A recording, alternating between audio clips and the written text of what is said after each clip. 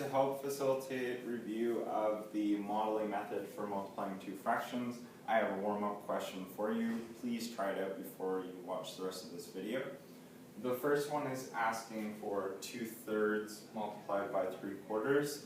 If you want to think of some kind of context for the question, again, I usually try to picture recipes. If you've got 3/4 of a cup of something, and maybe you want to cut that down to 2 out of 3 portions, if it's a 3-portion recipe, for example. So my first method here, or step in solving this, is to draw a model of what it represents. My first fraction is 2/3, so I'm going to go ahead and cut my rectangle into thirds. Try to be as close to equal thirds as you can, but again, it doesn't really matter. It's for your understanding, it's a model for you. So if I have them in thirds, I want to shade in 2 of those thirds, so I'm going to use a different color. If you're using pencil, I would suggest maybe a shading for one of the fractions and dots or lines for the other. So I'm going to shade in 2 out of the 3 pieces. This is cutting the strips vertically. For my other fraction, I'm going to focus on the horizontal way. So I'm going to cut this way into fourths or quarters. So again, I'm going to get my color back here for the lines. I'm going to cut into fourths going horizontally. So I can cut it in half and then cut each half into half again. And I see 1, 2, 3, 4 strips. But again, remember, there's still the 1, 2, 3 thirds vertically, and now we've got quarters horizontally. And I have 3 out of 4, so I'm going to use a different color, and I'm going to try and shade in 3 out of 4 of these strips. And what I'm looking for is overlap. So if I shade in 1, 2, 3 of these fourths, I can look to see what overlapped. Now, if I want to check for overlap, I'm looking for which of my new divisions have both blue and yellow. I can very quickly see I've got 1, 2, 3, 4, 5, 6 that both have blue and yellow. There's no yellow down here even though there's blue, and there's no blue over here even though there's yellow. And now I look to see how many divisions I have total. I see 1, 2, 3, 4, 5, 6, 7, 8, 9, 10, 11, 12, or 3 times 4, 12 pieces. And again, 6 of them had both colors. 6 over 12 is my solution to 2/3 of 3/4. I can make this a little bit simpler as well. 6/12 is the same thing as 1/2. How do I know? Well, I can see that 6 is a factor in both 6 and 12. If I divide on the top the same number I do on the bottom, I will get an equivalent fraction, just like multiplying the same number on top and bottom gives me an equivalent fraction. Divide 6 by 6, I get 1. Divide 12 by 6, I get 2. This is simplifying. It's just a simpler way of writing the same fraction. To write a product statement from a given diagram, I'm looking for how many divisions I've got both vertically and horizontally. Looking at the vertical way, I see I've got 1, 2, 3, 4, 5, 6, 7 strips. So that's my denominator because I've cut vertically into 7. And I can see that I've got 2 shaded out of 7. I can see that my shading lines are going up and down. I've got 2 of these 7 strips shaded. So I've got 2 7s. Multiplied by, now I'm going to look at the horizontal. I see 1 strip, 2 strip, 3, 4 strips, so there's 4 divisions horizontally, so I've got fourths. And I can see in red I've got 1, 2, 3 out of the 4 strips shaded in. So I've got 2 7ths, 2 out of my 7 vertical, and 3/4, 3 out of my 4 horizontal strips. What does this equal? Well, I can see that I've only got overlap in 1, 2, 3, 4, 5, 6 pieces. Out of how many squares are now there, or rectangles? Well, I don't have to count them all out. I know that there's 7 divisions this way, there's 4 divisions that way. 4 times 7 gives me 28 divisions. This is a good final answer. If you want to simplify it, look for a common factor. I check here, 3 doesn't work for both, but I see they're both even. I can divide by 2 and divide by 2, so I get 3/14. That's as simple as you can get. You can't divide 14 by 3, and the only factors of 3 are 1 and itself. So that's a warm-up. Just make sure you have these methods down. I could either give you a fraction multiplication, or I could give you a model and ask for the multiplication statement. Multiplication statement, to be complete, has to include a final answer. The 2 methods I want to talk about today quickly are the number line method as well as using counters. We have a method for this, a whole number times a fraction using our pattern blocks. These are thirds. I've got 8 of them. I could probably very quickly draw out that there's 3/3 in one of the whole hexagons, another 3/3 with 2 remaining. I know my answer, just thinking about pattern blocks, is going to be 2 and 2/3, but I can also show it on a number line. If you start with your number line, you're always starting at 0, you can go up to 1, 2, might need to go past 3, we're not sure yet. We know ahead of time that 2 and 2/3 is going to be our answer, just looking at pattern blocks, but we can check on a number line. 8 groups of 1/3, that's like jumping or skipping ahead 1/3, 8 times. Well, of the whole 1, thirds are 3 pieces. So I'm looking at this whole amount into 3 equal pieces. To do a third jump means I'm going to jump 1/3 of the way. And you can very quickly look at that and say, well, in one whole, between 0 and 1, that's going to happen 3 times. So I'm purposely showing it so that these amounts look equal. Each of them are jumping 1/3 of the way to one whole. 3/3 gives me 1. I need to do another 5, so I go again, 3 more jumps. I've got 6 third jumps. Each one of these represents a third. Okay, so I'm going up a third each time, and I'm counting as I go. So 6 of them have been used. I need to use 8 groups of 1/3.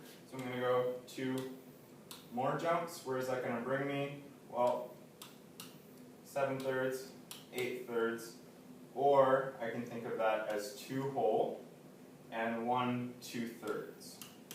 So either of these answers are acceptable. 8/3 or 2 and 2/3. And the reason we have the mixed fractions is because to us that makes a lot more sense than saying 8/3. We can very quickly see from this that it's 2 whole of something and a fractional part more. So if you want to try the next problem on your own, it's 15 times 1/4.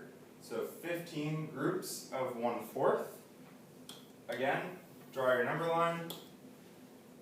Please try this on your own before watching the rest of the video. If you need to pause it, this is for you to try to make sure you understand. So pause, try it out. Here's the answer. I start at 0. I can very quickly think of money for this one maybe. I've got quarters and I've got 15 of them. If you very quickly do that in your head or count out 4 quarters and $1, I've got 15 quarters. I'm looking at 3 3/4, $3 and 3/4. So I know I'm at least going to get up to 3 whole of something and more. So I'm going to make my number line go up to at least 4 because I know I'm going to get there. But again, if you don't know, you can always just keep starting with the whole amounts and you can add to your number line if need be. So what does this mean? I'm going up by 1/4 each time. So my whole amount here is going to be split into quarters.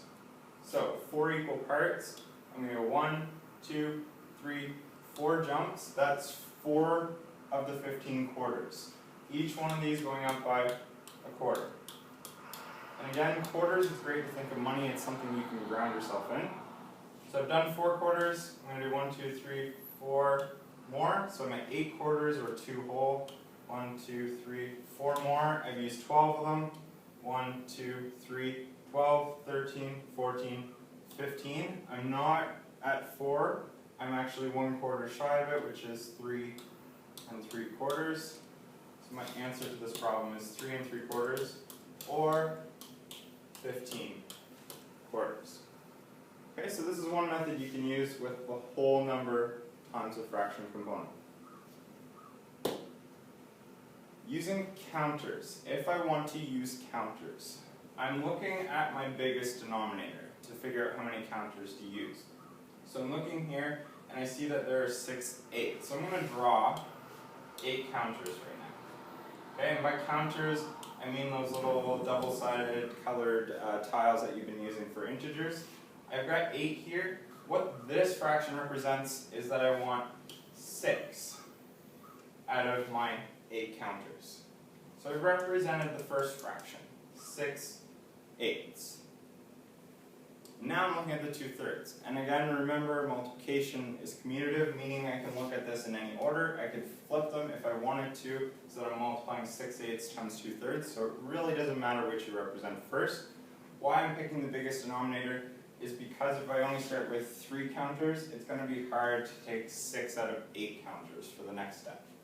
So what do I mean by the next step? Well, 2/3 of what's left. This literally means take 2 out of every 3. So I see 3 counters up here, so I'm going to take 2 of them. I see 3 counters down here, so I'm going to take 2 of them. So what my answer becomes is 2/3 of the 6 that's left. So it becomes this many. Okay, I've got 4 because I took 2 of these 3. I took 2 of these 3. That represents 2/3. An equivalent fraction of 4 out of 6. So using the counters, I've now done 6 out of 8. I boxed off the 6 out of 8 total tiles. I've got the 2/3 of what's left. And my answer is, well, I've got 4 counters here out of a total of 8. And 4 8s is equal to 1/2. Okay? 4 8s equal to 1/2. That is the multiplication answer to this question. So I've got 4 8s equal to 1/2. If you wanted to try it another way, if you wanted to use the model as well, you could check your answer, but trust me, this is good. So, if you'd like to try one on your own, now would be the time to pause it. I'll go through the solution either way.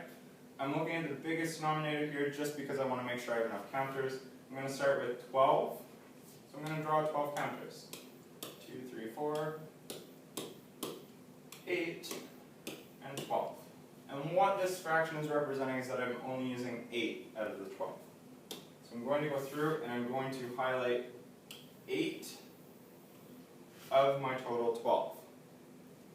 The next fraction that I'm looking at is the 1/4. And what that literally means is 1 out of every 4 counters. I look at groups of 4 counters and I take one of them. So I would take that one and I would take this one out of this group of 4. So in total, I've only got 1 out of this group of 4, 1 out of this group of 4, or 2 out of the 8 that are left. So I go to write my fraction for answer. How many counters did I circle for the final? I only ended up with 2 out of the total, which was 12. 2/12. If I wanted to simplify, I see they're both even. They're both divisible by 2. So whatever I do to the top, I do to the bottom. Divide 2 by 2, and I get 1. Divide 12 by 2, and I get 6. So 1 6.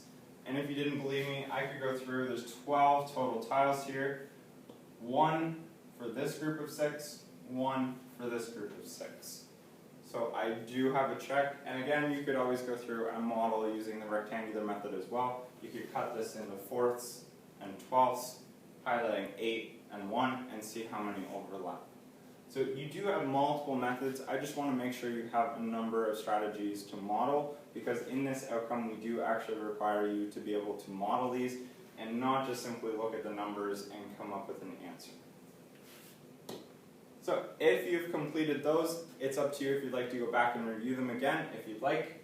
Otherwise, I would like you to take some of these problems and try them out. Please model. If it says model, use a method of your choice. If it says to use counters or it says to use number line, it's up to you. If you want to do a different method, it's totally up to you. If you want to use pattern blocks, when it's a whole number multiplied by a fraction, you can for sure use pattern blocks. I'm not going to limit your strategy. You can use whichever one works for you. So please have a try through these. Try to attempt some of the level 2 and 3. Don't stay stuck with level 1 questions. This is where our focus is going to be.